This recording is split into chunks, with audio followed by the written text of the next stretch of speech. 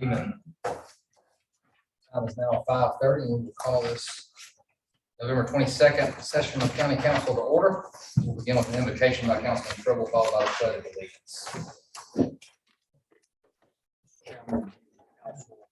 Orange County, my invitation is to lift up the 100th Psalm in thanksgiving.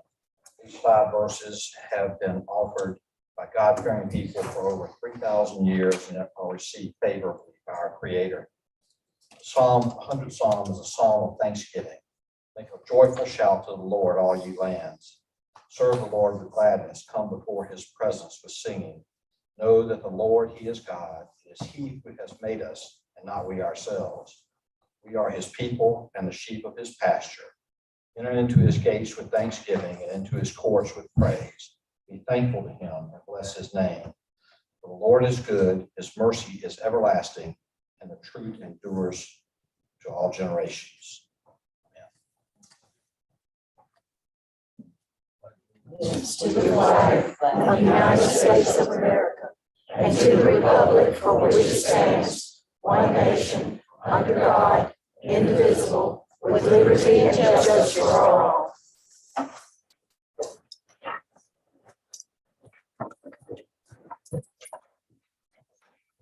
Thank y'all for joining us this evening. First, we have an approval of the agenda. Motion to approve, Mr. Chairman. Second. Ranking second by Ms. Clark. Are there any additions or deletions to the agenda? We have one matter with regard to the easement, sewer easement. All right, we have a, I'm to add the new business, letter B, sewer easement in county property. Are there any other additions or deletions?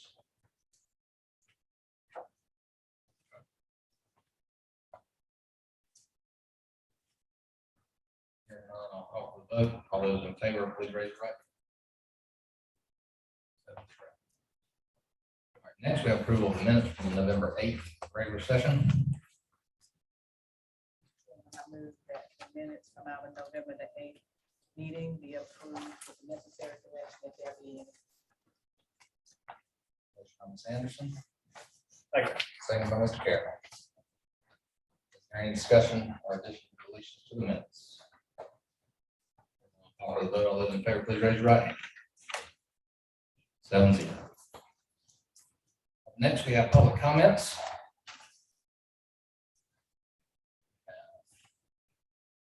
Non-silence at the moment. There are, I do want to make this statement. There are 3 folks here for the mobile home, or have mobile home listed as their subject to speak on. We will have a public hearing on number 8C in the agenda, where we will open the floor back up specifically just for mobile homes. So you're welcome to speak now, or you can wait and speak then, whichever you prefer. First one, and this evening was 9. Anybody got a recommendation on time tonight?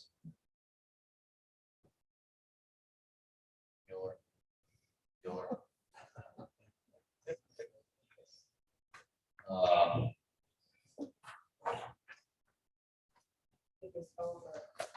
If it's over 7 minutes, I would say you need to stop. So you, if with 9, and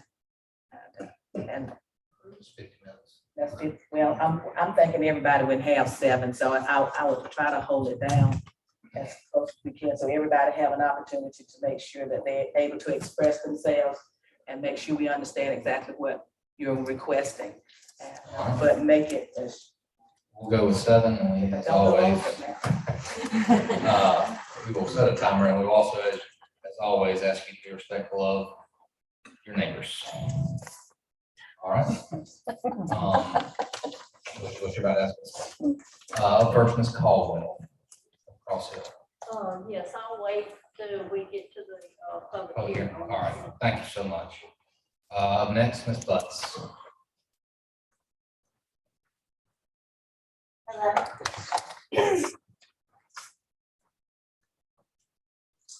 I want to thank the county council members for taking their time and their attention to our problem that we're having. My name is Kathy Butts. I live at 8586 Muley Ferry Road in Lawrence, in the Eaton community. My husband Greg and I have lived there for over 42 years. We have 27 acres. We've raised our children. We invested in our community. It's home. It's where we live. We live right beside the Sawmill Training Complex. Now, in your packets, the county members, there are two large drawings in the back. They're kind of loose. They will visually sum up everything that I'm about ready to tell you.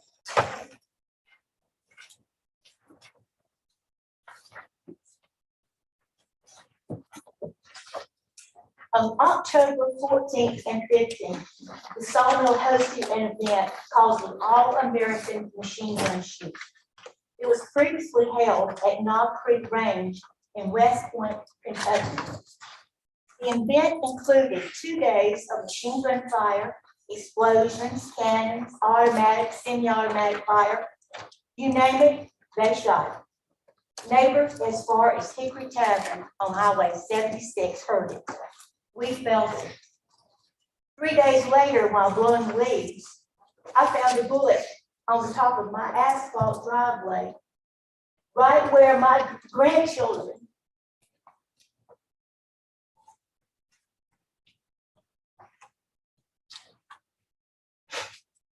play.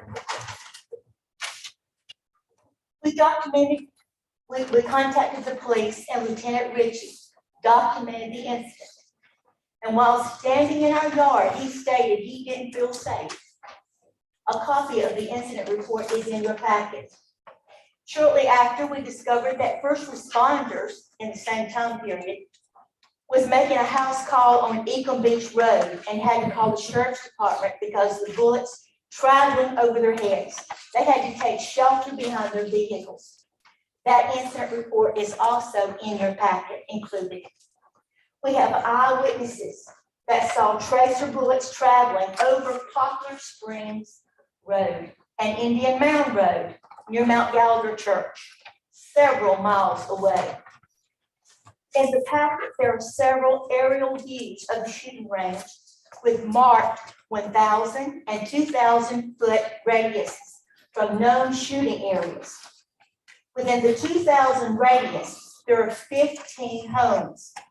Now, 2,000 feet is less than a half a mile, less than half a mile.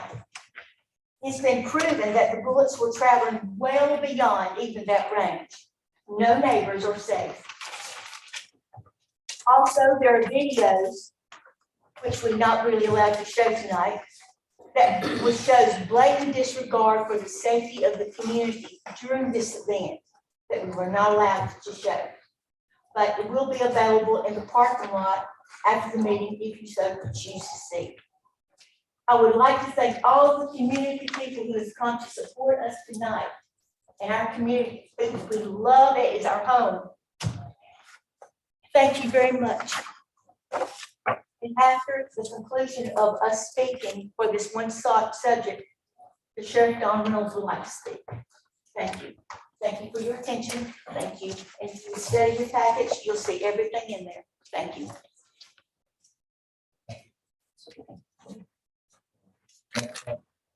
Ms. Daniel.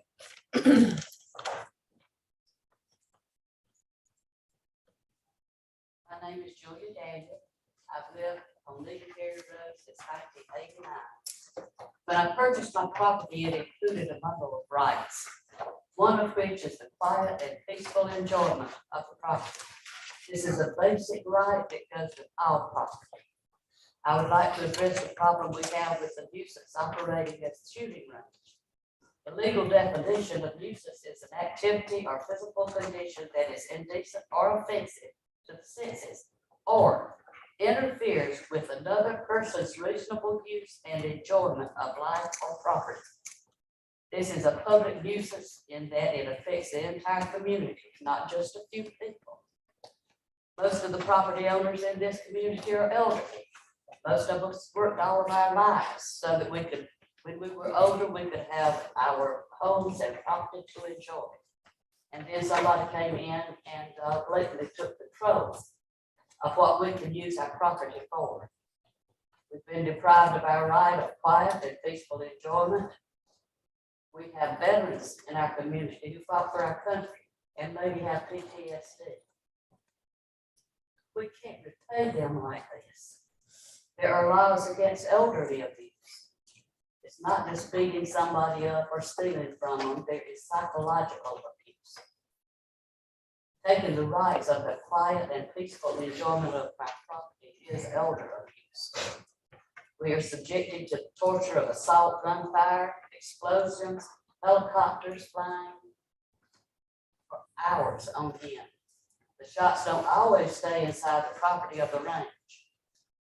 We should not have to be afraid to go out in our yard, to work in the yard, or to just enjoy being outside because of the fear of what's going on.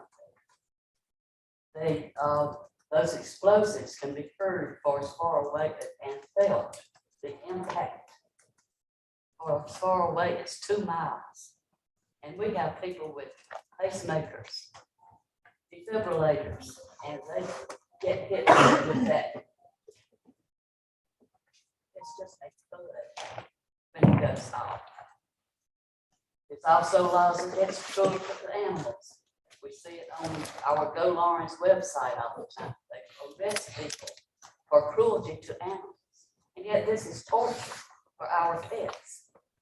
My dog, when she starts shivering, I know the shooting's going to start because she hears it before I do. But she just trembles and shivers until it's over and well after it's over.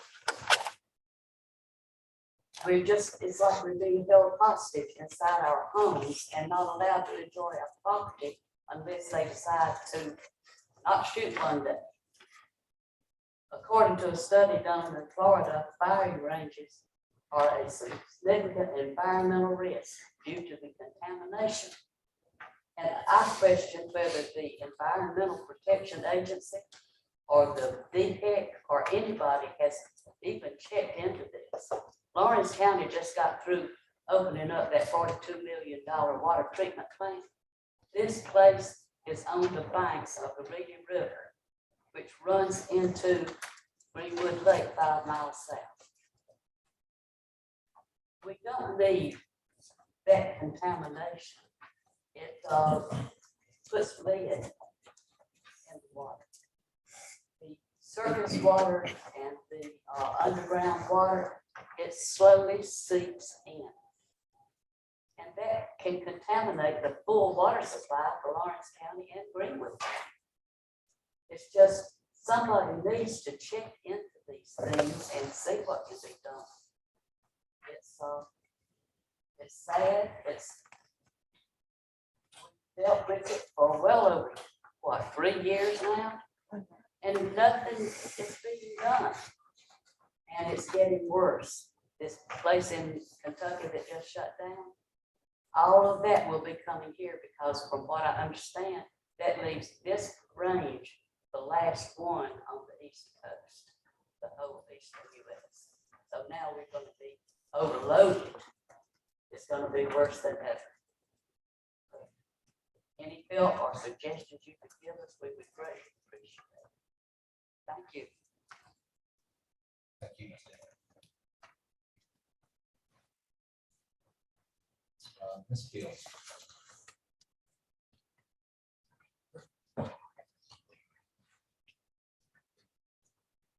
Before I start, I do want to say that I didn't want to have to speak tonight because I was here in 2021 complaining about the sawmill and the noise, and I do want to thank you, whatever was done, because the noise has stopped after the hours from 7 in the morning till 9, after 9 o'clock until 7 in the morning. Thank you for that. Good evening, Mr. Chairman and council members. My name is Connie Hill and I live at 5644 Indian Mound Road in Lawrence County. I received a call from Kathy Butts on November 1st, 2022.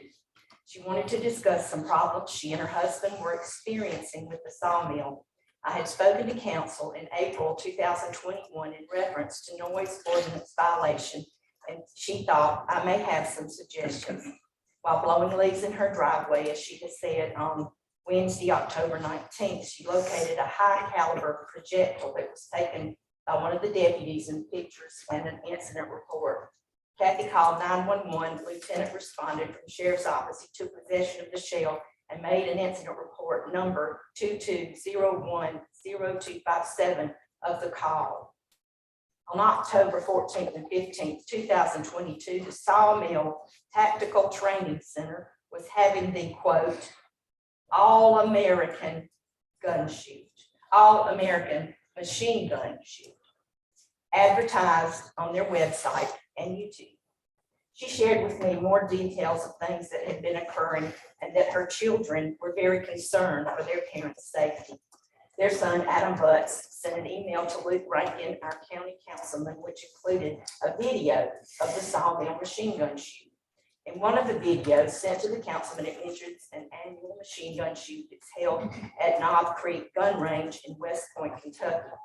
This annual event has been permanently canceled after 50 years due to the owner's age, and he said he had no children that were interested in continuing it, so he stopped it.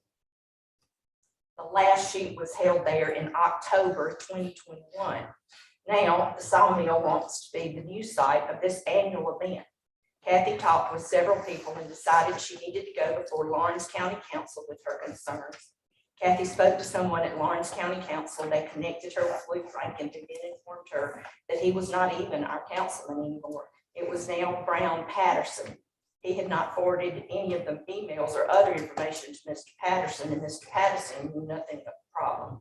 Both Kathy and myself called council about getting on the agenda to speak. We thought that was what you had to do, you know, if you really wanted to speak about something.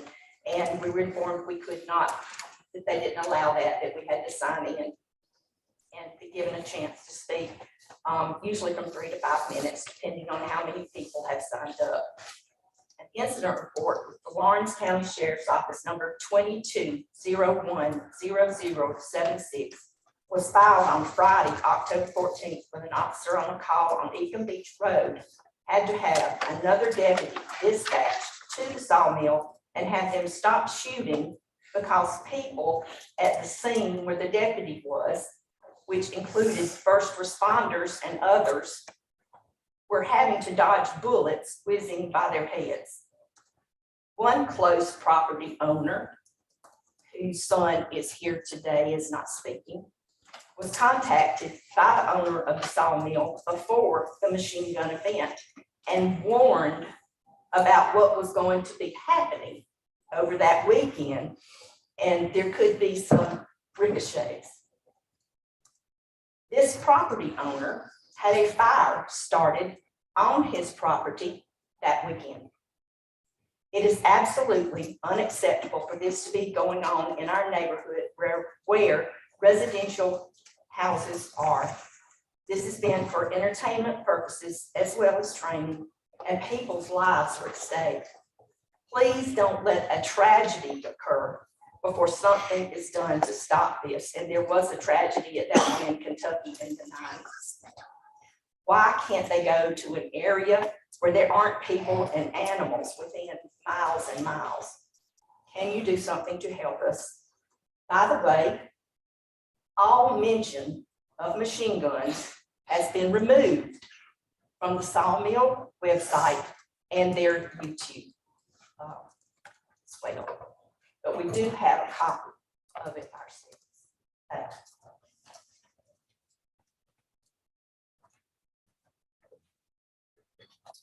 Up next is Ms. Garrison. You're going to speak now, or if you'd rather wait till all this on the. Yeah, I think we'll go. Okay. I'll come back to you. Yeah, that'd be good, that's fine. Mr. Putnam.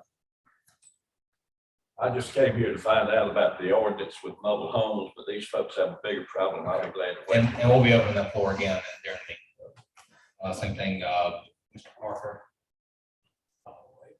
Okay. Next, Steve Brown.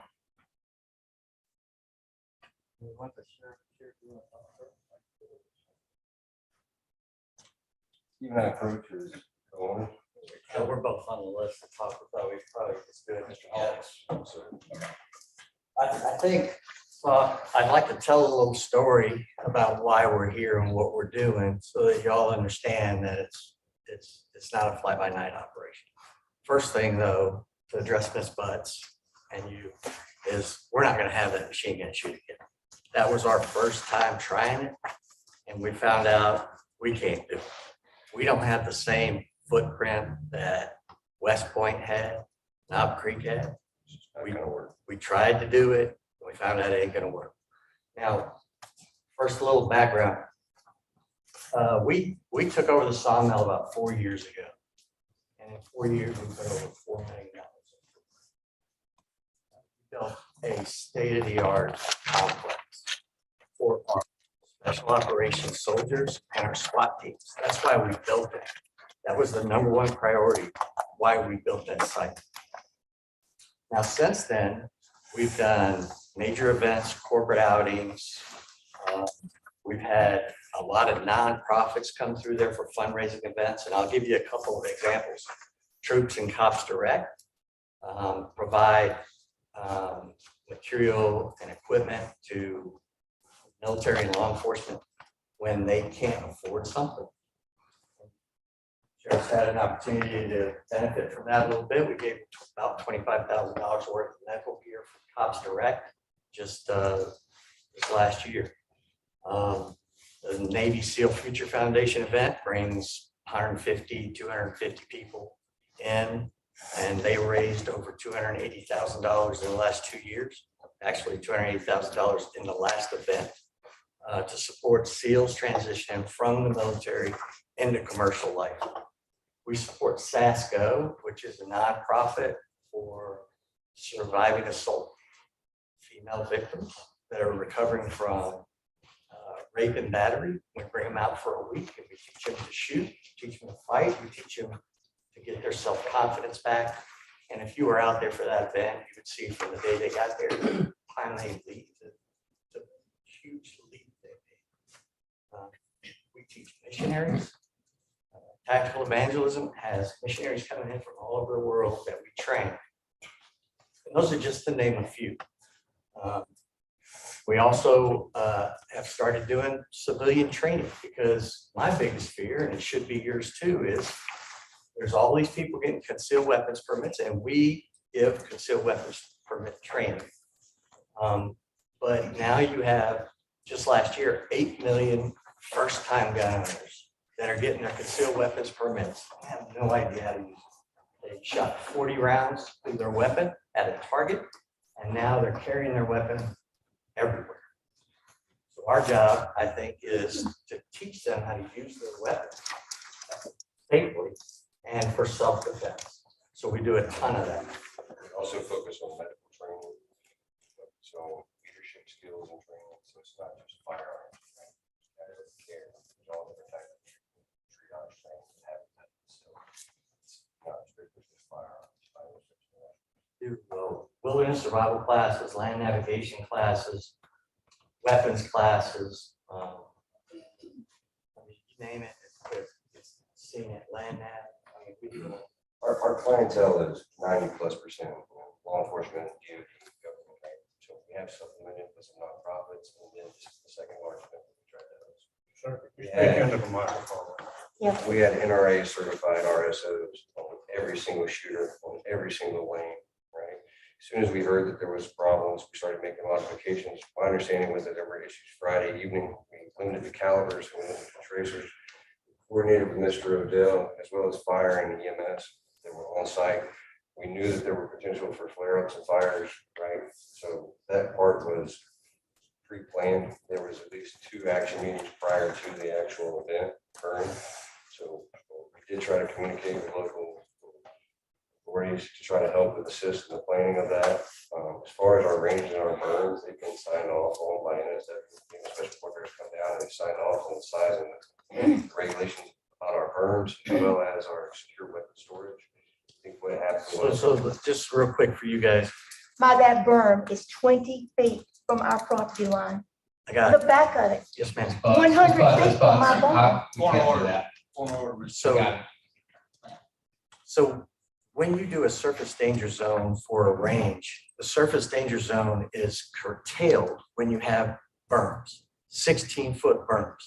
Naval Special Warfare Command came in and inspected our range and understands that we have legitimate surface danger zones. Right? So that's the first thing. Let's back up a little bit, just so you know our background. I'm a retired special operations colonel from the Army, did 24 years. I worked at Delta Force, I worked at the 160th Special Ops Regiment. I've been to every conflict we've had since 1982 until 2005. I've had a ton of training. I've been to a ton of ranges. I went to almost every range in the country. And our range is the most complex range that I've seen on the East Coast. We built it here because what a great community to bring this to.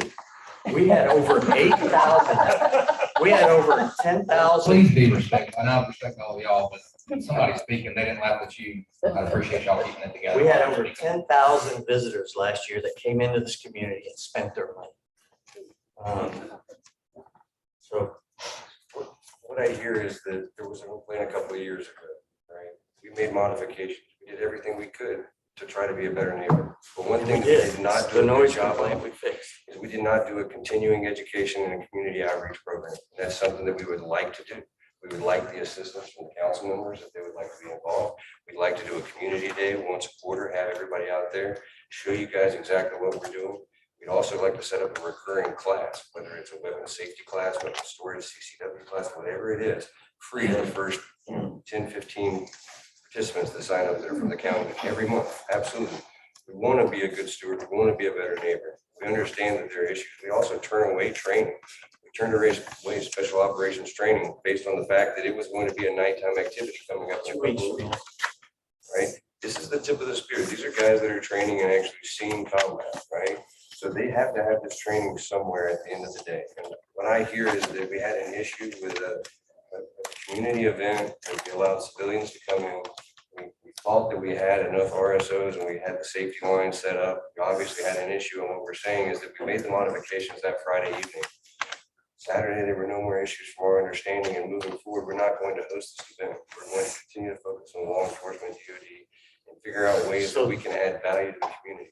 We do not want to be a bad neighbor. So we've been operating the range for 4 years, and this is the first time that we've had rounds land outside of our range, evidently. And we canceled that. We canceled that mission or that operation, that event. So it's not going to happen here anymore. Now our biggest event, our biggest challenge is the noise complaints. I'll tell you, any given weekend, 50% of the classes we host on the weekends are attended by law enforcement that are paying their own way to get their training because their budgets and their divisions don't have the money to send them to training. So they pay their own way to come get training from us. And the 9 o'clock curfew noise hurt us a little bit, but we figured out a way to go around it by building ranges in lower areas where the sound doesn't travel. We are fixing everything we can fix to make it safe and to make our community happy that we're here. We're bringing revenue. We're doing great things for our country and our nation. I just hope everybody can see that.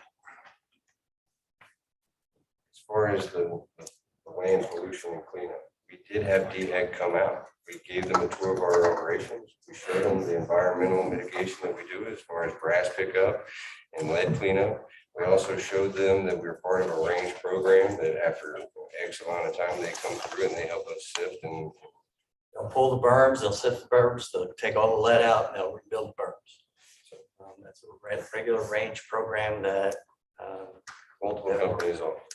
So the thing is we understand that there's fear in the community. And I think a big part of the fear in the community is our lack of, doing a good job of showing you guys what we do and who we are. And I think that an education program on our side and an outreach program and doing what we can to alleviate that unknown would be incredibly beneficial. And we're open to suggestions. We're open to ideas. I think that we're very proactive in making changes. We going to be home in Lawrence.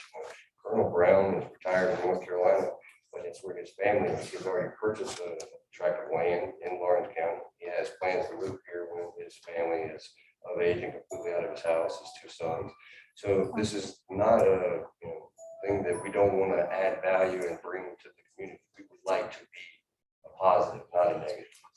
Let me, Thank y'all. in closing, I just want to, can I throw out just a couple of lists of people that we support? I cut everybody else on. Nothing else. Thank you guys. for your time. Thank you. Thank you guys. All right, Sheriff, if you desire, I get you up.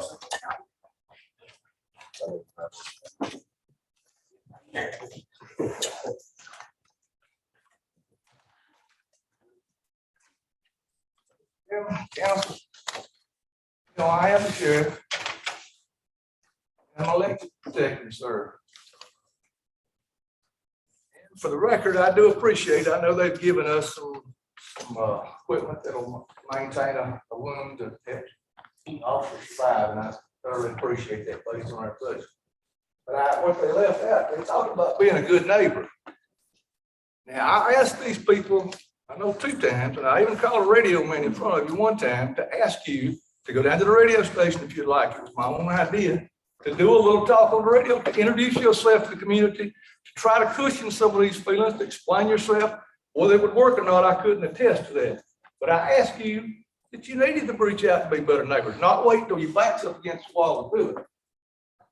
Now, I'm not political, but I'm passionate about helping people. I feel like I failed these people because I did not realize to the degree they have suffered until I stand there on their property, look them in the eye. I know y'all moved quick to stop a business in Clinton recently because you felt it was a hazard. Well, all I do is I ask you to at least consider the hazard that these people are facing. And this is not about nothing but simply their safety. And I don't know how much more of a hazard you could discuss than somebody's safety. I love freedom. I fight for it my own way every day. This has nothing to do about the Second Amendment. It has nothing to do about personal protection. It's about harm, as the lady stated. Now, I know these people not. I have not met them until this occurred. And like I said, I'm not a politician. And all y'all, I get a little real about this sometimes. But I ain't polished, but I'm passionate. And I'll take a passionate man trying to help me. Because if I live down there, or any of y'all live down there, I had it made. These people wouldn't really, listen, I don't live down there.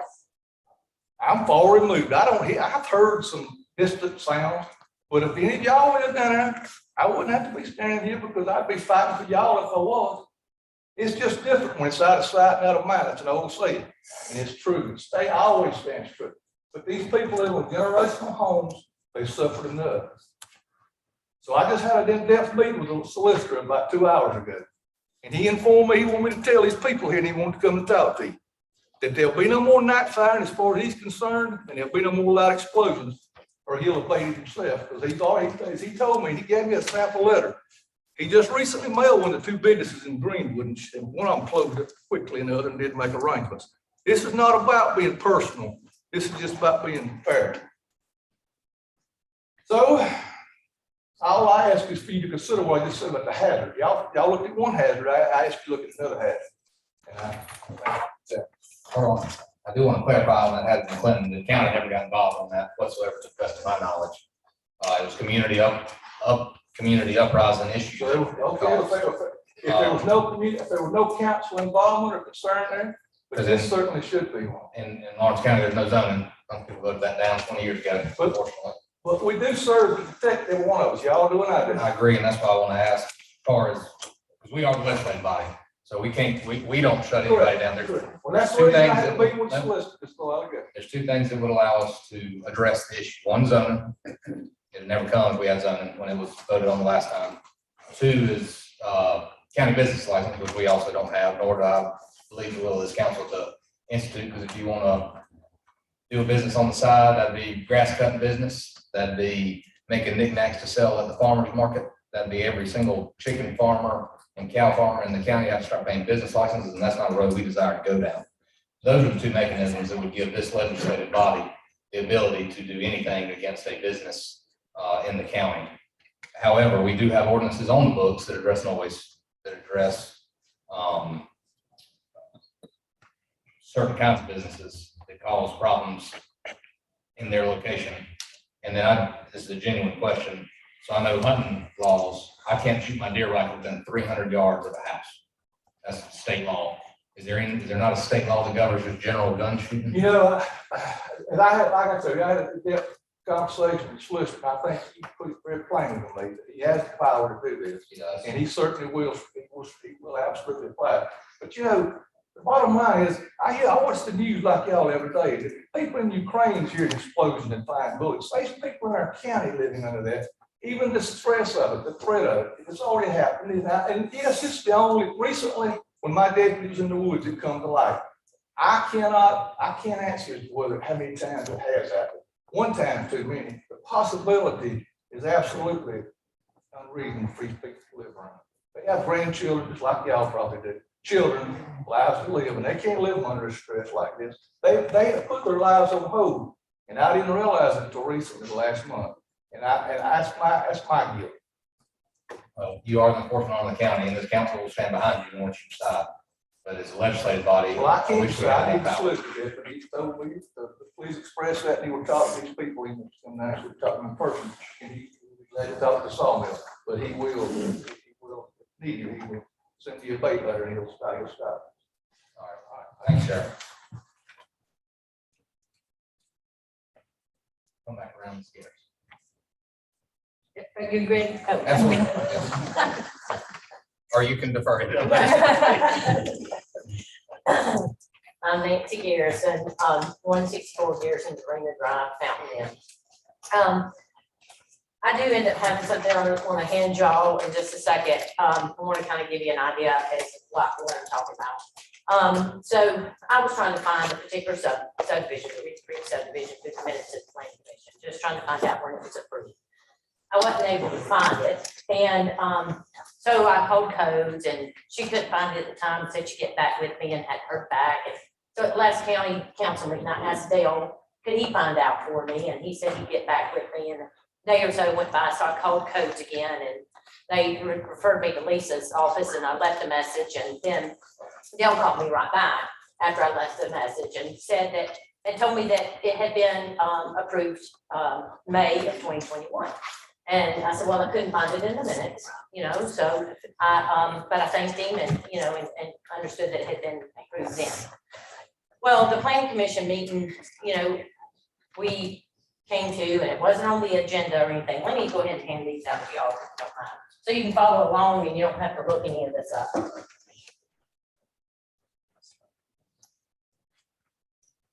And I printed these straight off the planning commission website.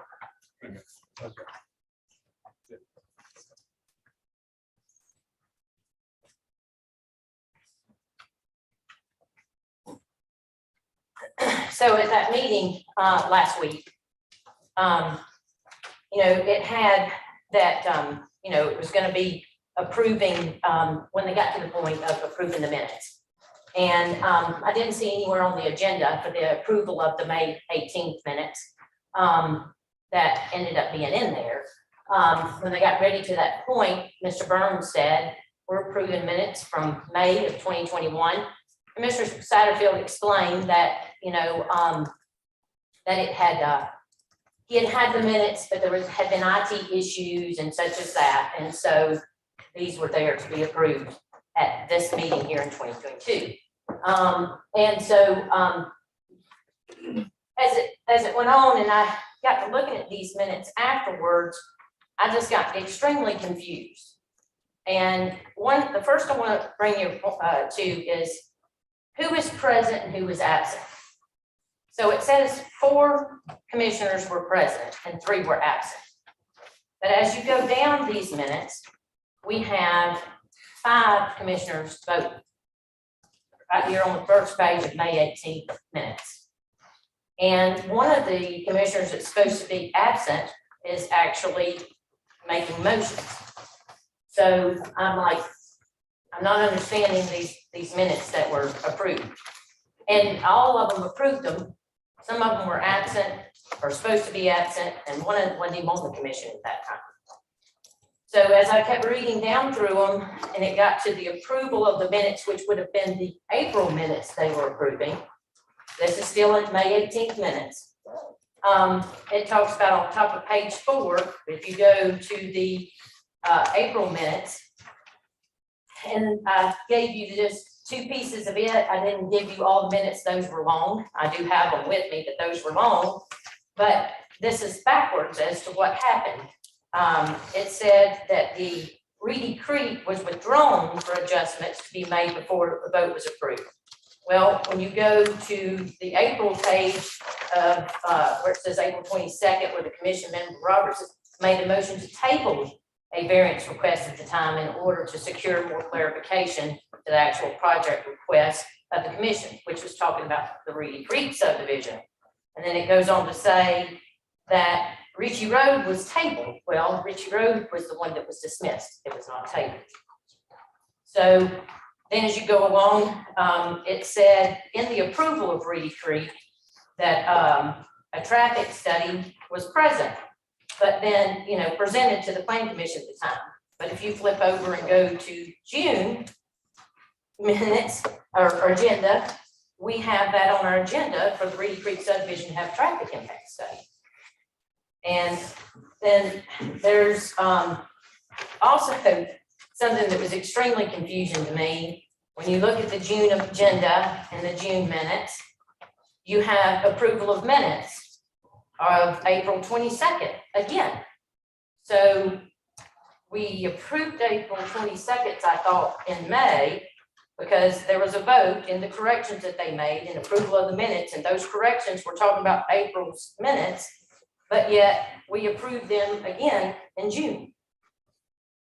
And then when you look at June's minutes, it said that they approved April 22nd's minutes, so I just don't know how you approve minutes twice. And then when it comes to the agenda of the June minutes, it has Jeff Field on the agenda, and it had that Reedy Creek subdivision. But then you have the chairman make a recommendation to add Jeff Field. But then when you go down to D, where there was supposed to be the Reedy Creek traffic impact study, you got a private parcel subdivide, and so there's no change to the agenda about that section of it. And I think there was a few more things but I'll just stop there because y'all had a long night already. But this is pretty concerning to me. I don't understand all that. I don't understand where these May minutes come from, why they weren't proofread before they were brought before the planning commission to approve, why the planning commission would have approved them when several of them weren't supposed to be there, or weren't on the commission at the time. It's just a pretty concerning issue for me that y'all, I think, definitely need to look into. Thank you for your time. Thank you, Ms. Garrison, for bringing this to our attention. It will be addressed here at the next meeting, or the next meeting you come to see me, and we'll let you know where we are. Okay, thank you. Thank you.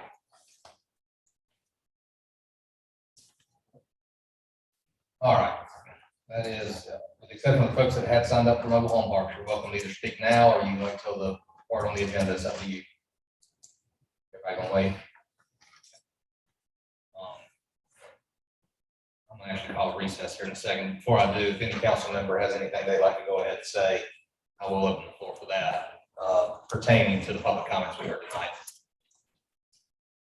Yes, Mr. Chairman, I would like to speak about the sawmill issue, and right off the bat, I would like to say thank you to all the community that's come out and voiced your concerns and complaints before us tonight. Ms. Hill, not to at all pick on you or anything, you made the comment that I had not communicated with anyone else about the situation when it was brought to my attention. I don't know where you heard that, but I actually was very proactive, and as soon as I found out about the situation, I was in immediate contact with our county administrator, Thomas Higgs, and also made our chairman, Brown Patterson, aware of the situation. So I do take okay, well, you're fine, Ms. Butts, and it has been a pleasure working with you the past few weeks. I know there's been a lot of information thrown at you guys, but I do take my position as county councilman very seriously. And anytime someone comes to me with a problem, I am very quick to act upon it and find resolution where possible. So I just wanted to clear that up real quick, but then also kind of explain a little bit why things have changed a little bit as far as your district and who represents you guys now. Up until earlier this year, I was your direct representative for that area. And due to the redistricting process that happens every 10 years, you guys actually got shaved out of my district. And I didn't actually really know that until I looked at the map this past week and then made my fellow council member, Mr. Brown Patterson, aware that you guys were no longer in my district. That being said, safety is obviously a big concern. And I do want you guys to know that I am a huge advocate for making sure that our citizens are protected and are safe on our property. And I will still work, even though I'm not your direct representative anymore. I will still work to make sure that safety of all citizens is taken care of and addressed. And so if there's anything you guys ever still need in the future, please know that I am a listening ear and willing to help in any way possible. And Ms. Hill, it was a pleasure helping you last year. I know you brought some concerns before, and I'm glad that we were able to get those fixed. Then I did just want to thank the Sawmill. I know you guys are here tonight. Thank you guys for coming as well. And I do think it is a notable compromise for you guys to announce the fact that that Machine Gun Fest will not be held in the future. And I hope that is alleviating some of the concerns of the community as well. I'm sorry. I know. Or didn't give you a chance, and I'm sorry. But thank you all so much for coming tonight. And if you guys ever need anything, just let me know. Anybody else? Mr. Chairman? Yes, sir. You know, we've run into this before. Seems like, you know, this is the 6 mile back racetrack, you know, all over again 20 years later. But there are laws on the books that have to do with what you can do with your property. And then it seems to me that your rights end where the other guy's property begins. And that when your noise and your dirt, your missiles or whatever go over on somebody else's property, that you don't have rights to do that. And that there are laws on the books to do this. That one of the things that we need to do, as Chairman Patterson points out, as a legislative body, is we need to make the rules in advance of these things happening, which compels us to, for the question of zoning, where we do have some control over it. But the fact is that there are laws on the books that regulate these things, and it's up to the enforcement arms of things to do that. I've had people approach me in legislative capacities about things like that. I don't have subpoena power. I don't have the power to arrest somebody. I can't put them in a room in my house. You know, I mean, we don't have those kinds of trainings or authorities or anything. We have the ability to make laws that apply to a broad group of people, and that there are laws on the books to regulate this, and that is, the sheriff mentioned that he was elected and the solicitor's elected. They're both elected for the same reasons that we are. And that this is an enforcement issue, it seems to me. And if the laws are not on the books now, it's going to be very hard to enact them retroactively. But the fact is that the laws are on the books. They should regulate this. And the people that are in the enforcement arm of our government are elected. And I would just like to state that is the purpose of county council. I appreciate you coming out, expressing your opinion and your concern. And that's what we're here to listen to and try to alleviate any problems that you do have. And I think we as a body are very open so that we can be able to accept all those things that are confronted with us. And so I appreciate your proactivity in making sure that we know exactly what's going on. And I thank you for your concern. And I think I watched each one of you. I was gonna give you a little bit more time if you needed it, but I see you didn't need it. And because we do have a time frame from 3 to 5 minutes, and you mentioned it, and so you can understand we will have 2 minutes over to help you out. And I thank you for addressing those things. Thank you, Sandra. Anybody else? The people who live by the sawmill, my thoughts are when a person's and his family's safety is an issue, when their peace of mind is an issue, that's a game changer. So I don't know what we can do, but I hope we can do something. To me, I've got some people behind me. She not near as much what they picked up to look with. It's just irritating. I don't care if a person wants to shoot with me, that's fine. For hours and hours of time. But like I say, when they're family and themselves, and it becomes a safety issue with somebody living or dying, that's a game changer. And I think we need to tend to this.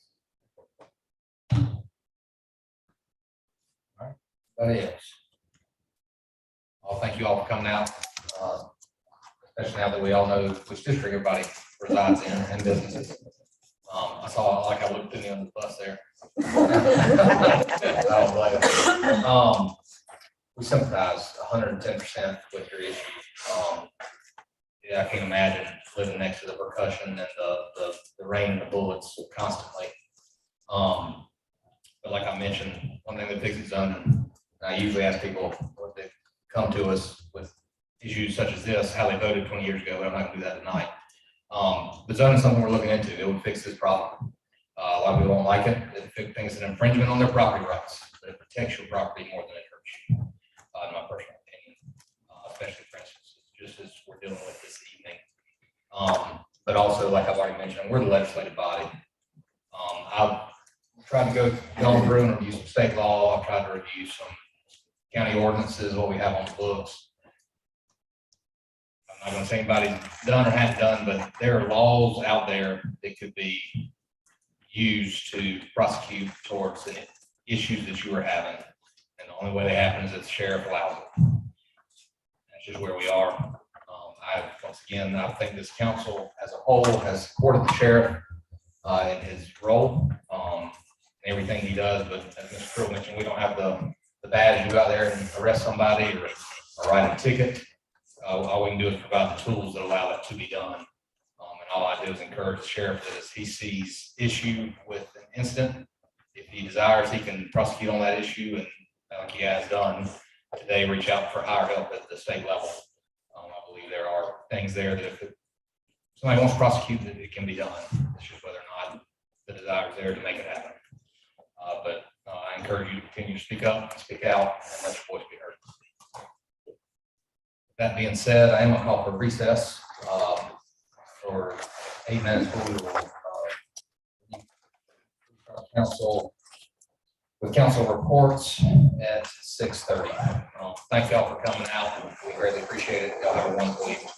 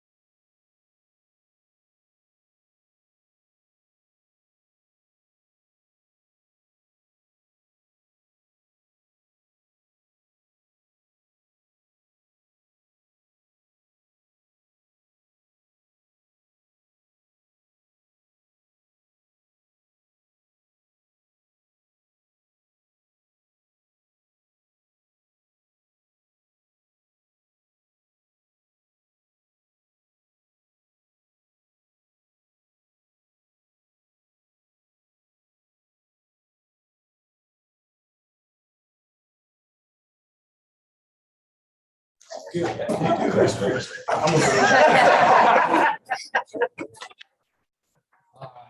little past 6:30, we will reconvene this open session of council. All right, we are to reports to council. I'll call this one. So now give us a briefing on Keep Orange County beautiful. Good evening. I'm here to just thank you guys with some good news, and I'm here to present county council with our official certificate of Keep America Beautiful affiliate. So I just want to thank y'all for your support through over this last year, and I'll be back in the new year to give more updates of what all we got going on in the new year to come. There's a lot of big things are happening, so be on the lookout. So I'm gonna give you this to All right. Chairman Paddock. Thank you so much. We'll put it in the council office. I appreciate it.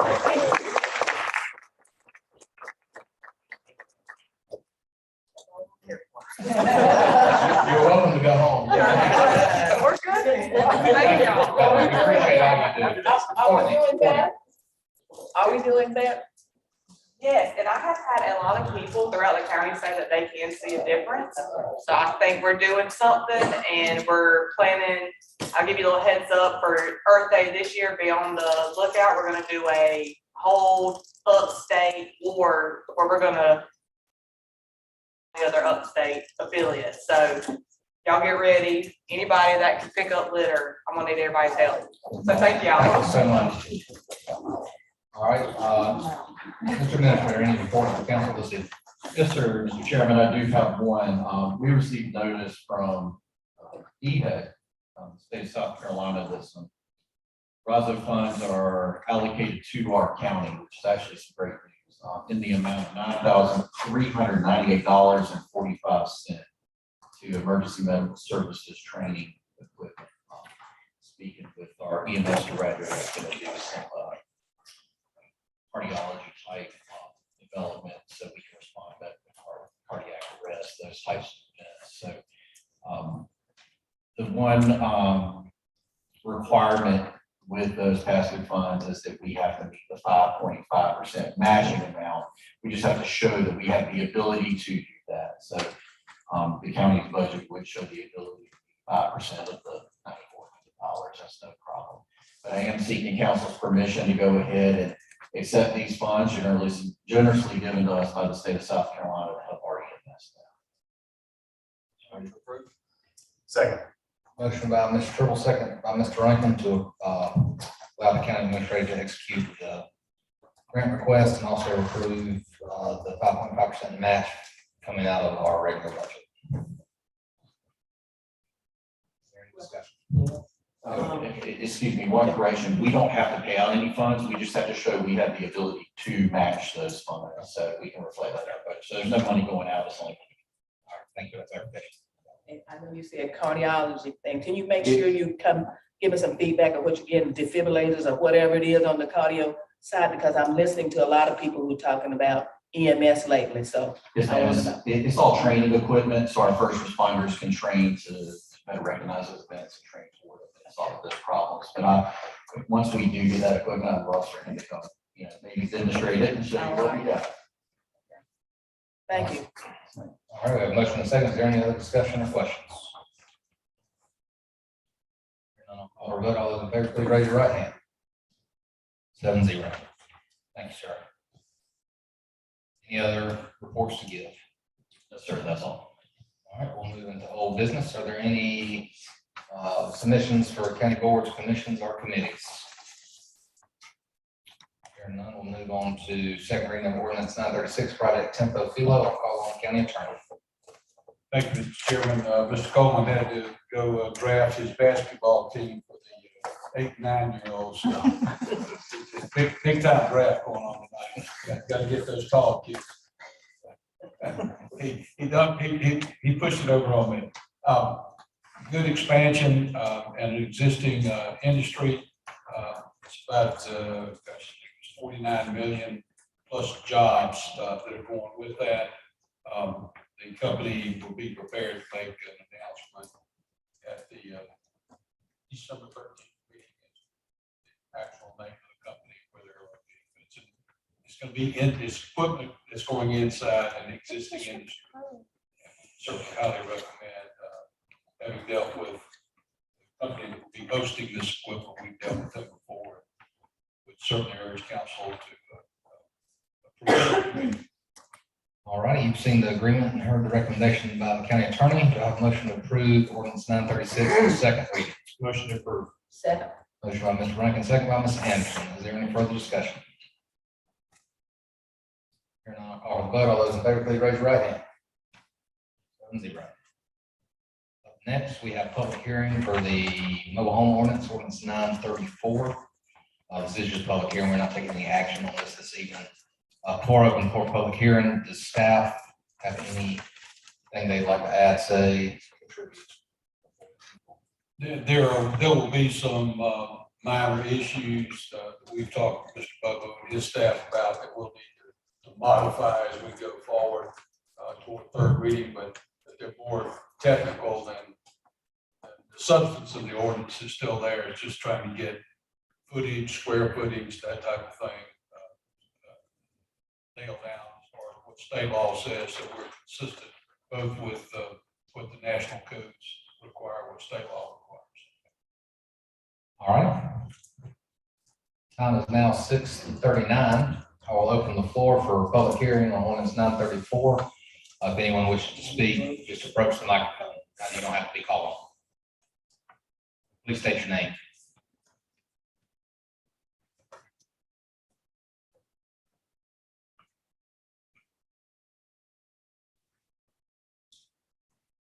I'm Sherry Caldwell. I just needed clarification under this manufactured home parks. Section 8, 691 states 5 or more units. Is that the definition of the mobile home park? Give me that section one more time. Section 8-691, signage and names. All manufactured home parks contain 5 or more units, but there's not actually a definition stating in this ordinance. You must have the old one. Do you have a copy of that real fast? Do you mind? Okay.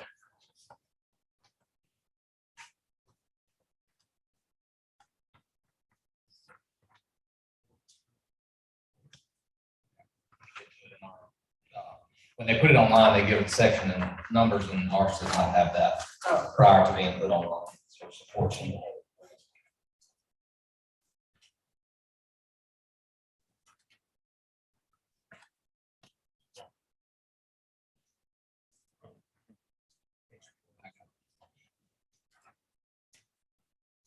All right, tell me your question, Lauren. What is the definition of the manufactured home park? It says mobile home parks in the new ordinance. All mobile home parks containing 5 or more units must provide a sign of at least 6 square feet indicating the name of the park. So definition of so you're changing that from manufactured home parks to mobile home parks? Yes, ma'am. Let's see what my definitions are.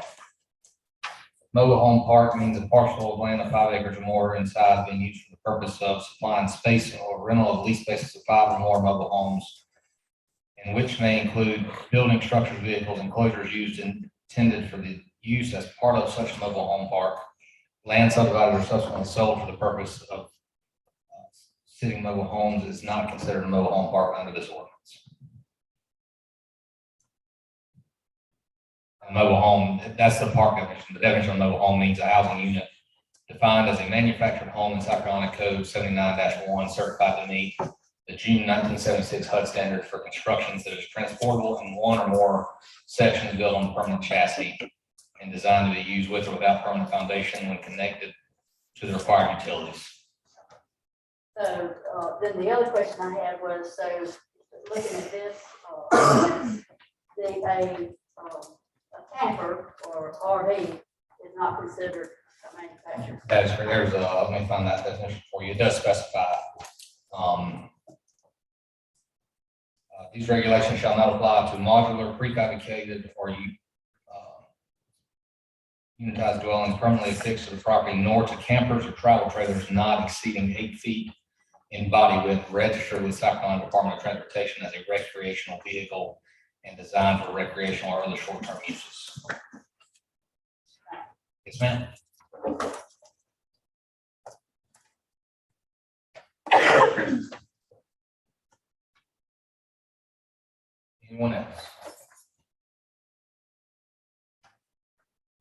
I mean, I'm not calling silence. Anybody's welcome at this point to approach. Well, this is my first council meeting, so I'm not familiar with the process. I saw in the advertising, you're gonna be talking about changes to mobile home, rules. And so I came up here to see what changes were gonna be. Said if you sign up, if you want to talk, I didn't really want to talk, but in case something came up, I wanted to be able to comment on it.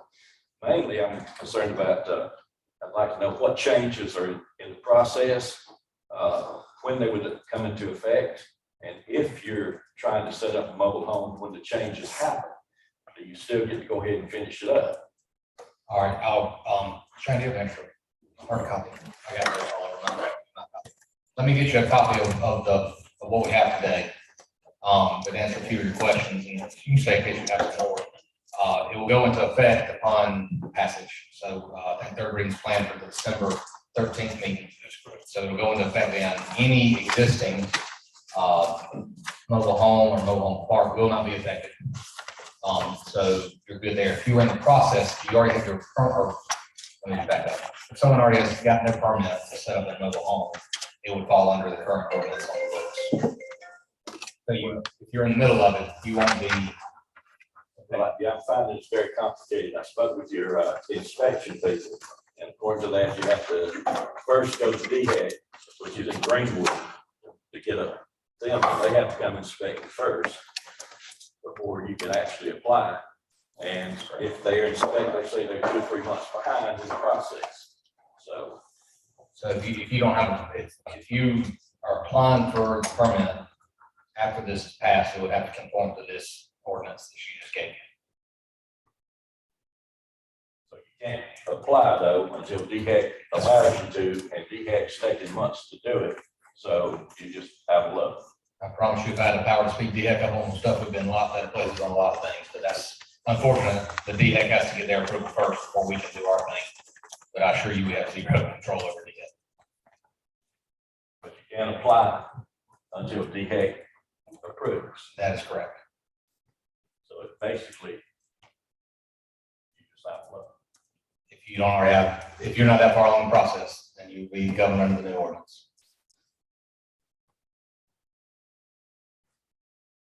Anybody else?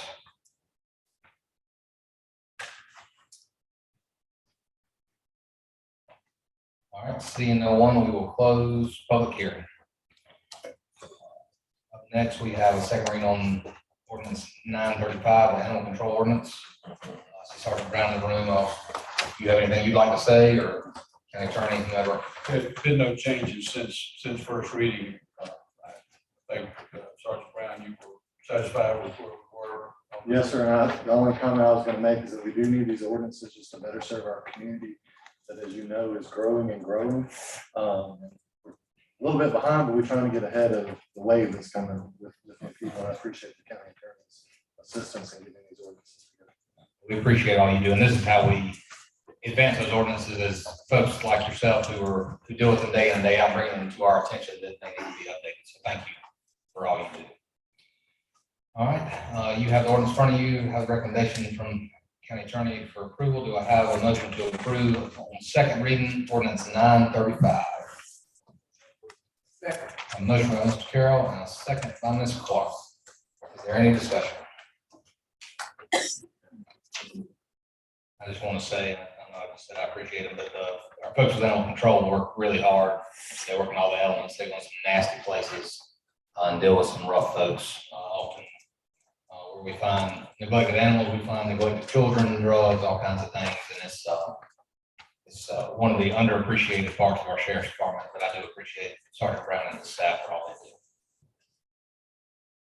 Is there any other discussion? Call for a vote. All those in favor of ordinance 935 on second reading, please raise your right hand. 7-0. Up next, we have second reading ordinance 937. County council salaries. I will call on the county attorney if he has anything before I call for a motion.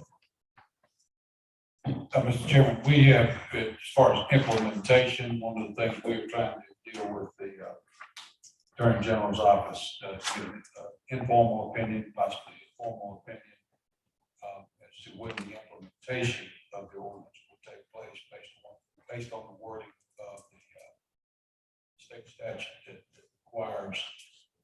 certain things to happen before this can go into effect. We will continue to work on that. My suggestion would be to go ahead with the ordinance as it is. And certainly if we find contrary information, we can bring that to council for a third final.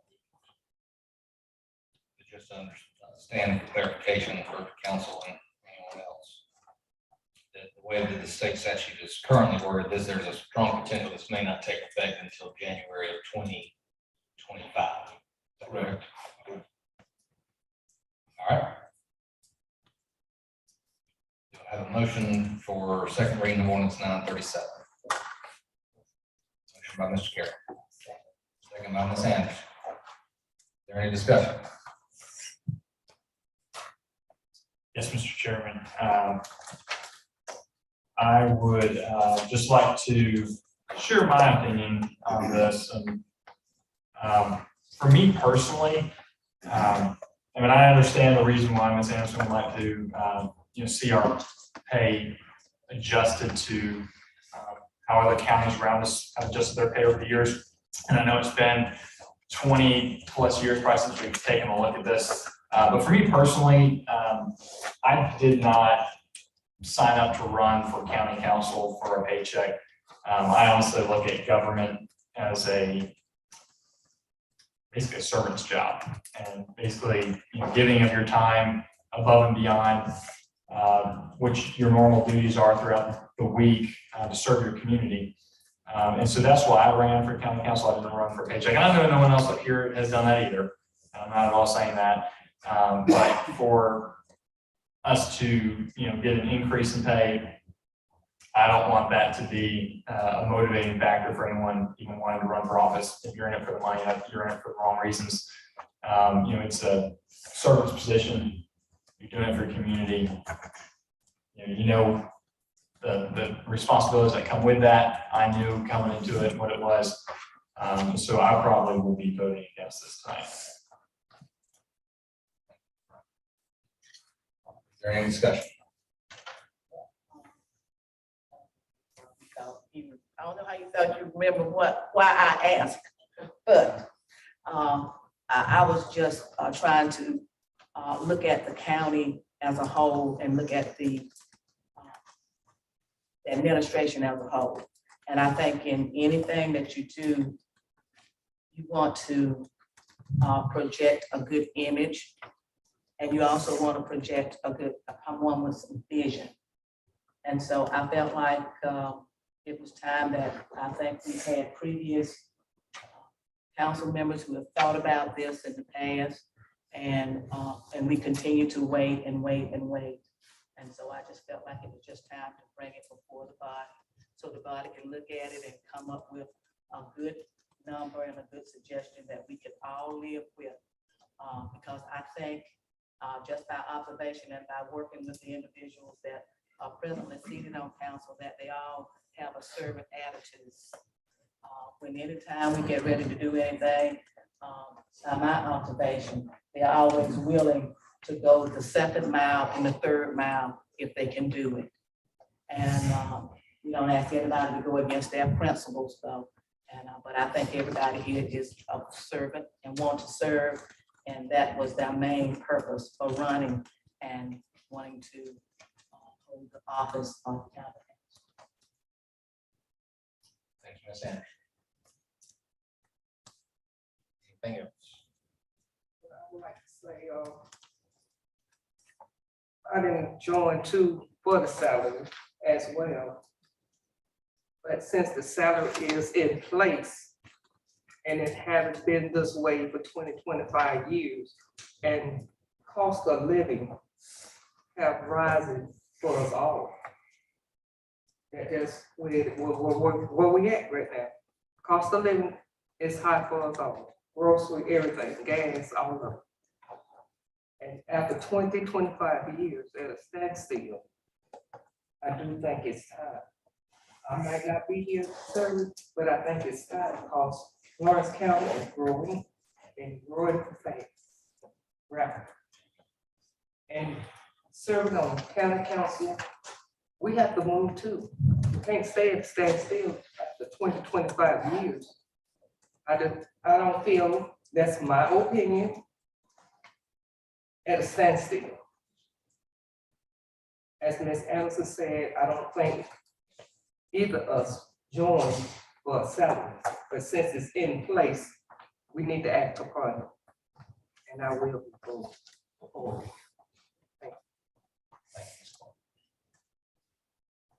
Any other discussion? What is the increase? It's on your back there. Increase on it? Go back, too far. Go back, backwards. One more.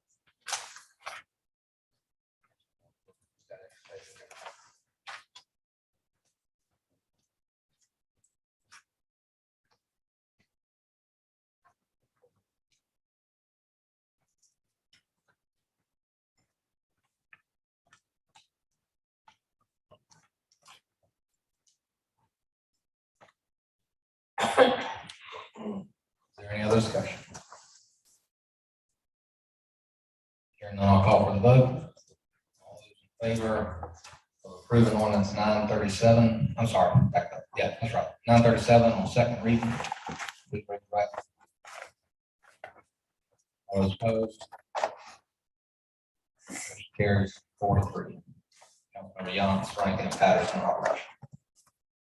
All right, next up, under new business, we have approval of a cabin maintenance system. I'll call on. Yes, sir. The company Central Square maintains and services our county's CAD system. That's the 911 system, shows all the data for our first responders, on call information and all of that fun stuff. Previously, the county was engaged on, I believe, a 5 or 6 year agreement with Central Square. It was made aware to administration that that agreement expired or is coming up on expiration. Our staff has worked diligently with our partners at Central Square to not only renew this contract with some concessions at a lower cost figure, but also to give us on a budgetary calendar compared to a yearly calendar, which is in line with our budget process. So going forward, this council can make sound decisions based on recommendations from our 911 staff on how to properly budget for that. With that being said, the renewal of that maintenance contract, as well as extending it to another 6-month window to get us on that budget cycle, which would have the next invoice due on July, I think it's 15, 2024. So this will carry us all the way to 2024. That renewal amount is just shy of $75,000. It's $74,533.10. However, 80% of that is reimbursable back to us at the county, since this is, a critical need as far as our core service. So we'd be responsible for that 20% commitment, which I think correlates around $15,000. We do have a fund set up for those grant reimbursement dollars that this will be coming out of. So I would need authorization to enter into that service agreement with Central Square so we can maintain and keep our CAD system up and our first responders respond to those calls with that $15,000 application. Just clarification, where is that coming out of? We have a fund, a grant match fund set aside, and that's where those funds. So it's already budgeted. Yes, sir, it's already budgeted. All right, you've heard the recommendation by the county administrator. Mr. Chairman, I move to approve said amount for the CAD maintenance. That's being purchased with Central Square. Second. Got a motion by Ms. Anderson, second by Mr. Rankin, to approve county administrator to contract with Central Square for maintenance, to expend $15,000 out of the current budget as allocated. Any other discussion or questions? And just clarification, this will take us 18 months through our next budget year. Yes, Mr. Chairman, that's great. It'll take us actually to July 14, 2024. So when our next budget goes into effect, we'll have a couple weeks to get the payment out to them and everything. we did work with their staff to ensure that we would get that prior to our budgeting process. So it just kind of caught us off guard because again, that was on a 5-6 year agreement. It just came up, but going forward, that'll no longer be an issue for this council or future council. Thank you so much. Is there any other discussion or questions? Hearing none, I'll call for the vote. All those in favor of approval, please raise your right hand. 7-0. Thank you. Lastly, we have our added agenda item on sewer easement, county property. I'll call on the county attorney. Okay, thank you, Mr. Chairman. I'm sorry I don't have additional copies. Many of you familiar with ZF Transmissions is, where Wells Road is right above that as you're going north.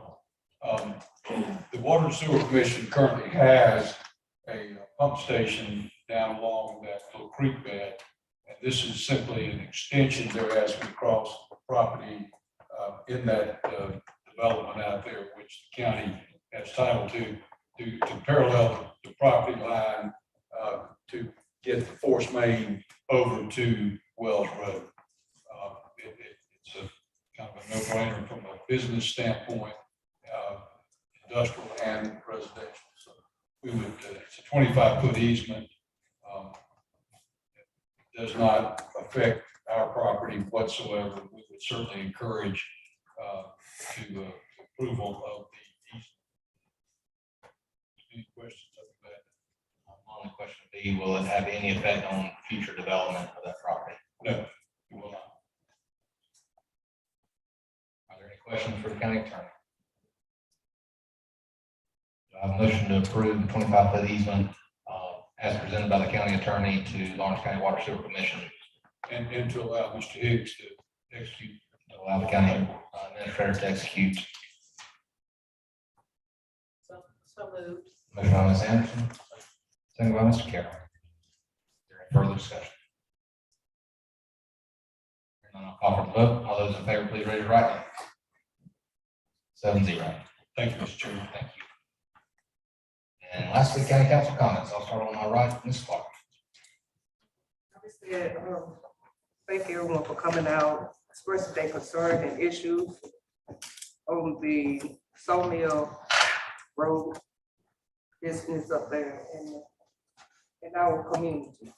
That is an important issue about safety, about that, and I'm really concerned about that. That's something I'm asking council that we really stay up on to look at, because I stay close to racetrack. I'm so used to the noise now because I've been there so long. It's just like having a TV on. But when they're not racing, I'm kind of bored. So with that being said, I can understand, but when I first moved there, they was already there when I moved there. It got on my nerves so bad.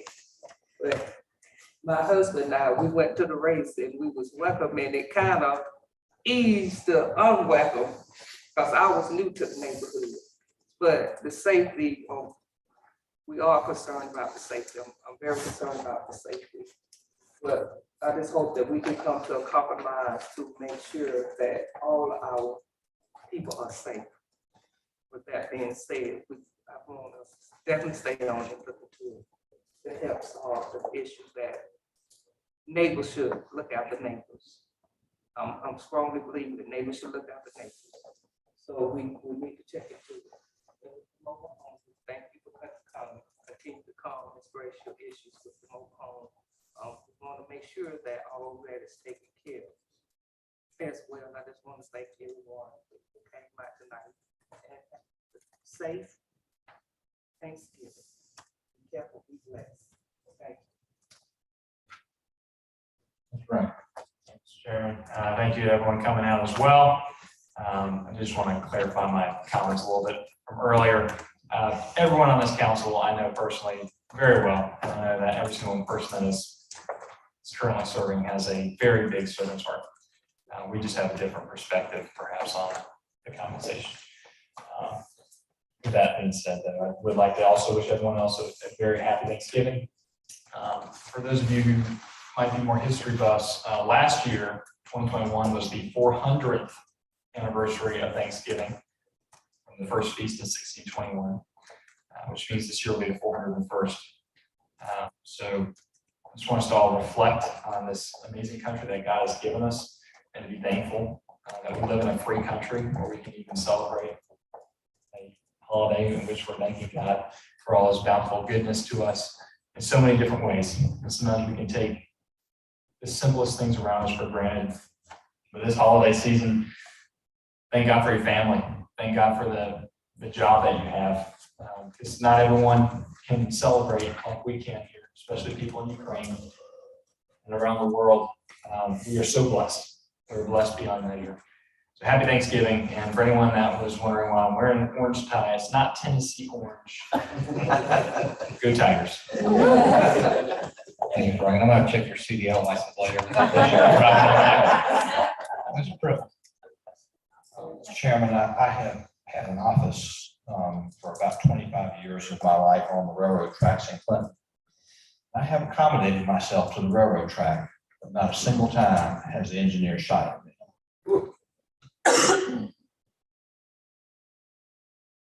Ms. Anderson. Pass this evening. I only want to wish everybody happy Thanksgiving. I did what Luke said. We are blessed and we have a lot of unmeasured that we just think about. And safe one also. Thank you, Ms. Anderson. All right, I'll be brief, just happy Thanksgiving to everyone. Enjoy your family. Remember those who are having Thanksgiving this year with NBC for the first time, whether that be also family members. We've got a lot of new war going on. I got several friends that are going overseas again, unfortunately. So there's going to be some empty seats at some Thanksgiving tables. So I ask we remember the families who find themselves with one this year. That is all I have. There is no further business. I will call for a motion to adjourn. Motion by Mr. Carroll. Second. Second by Ms. Clark. All those in favor, please raise your right hand. 7-0.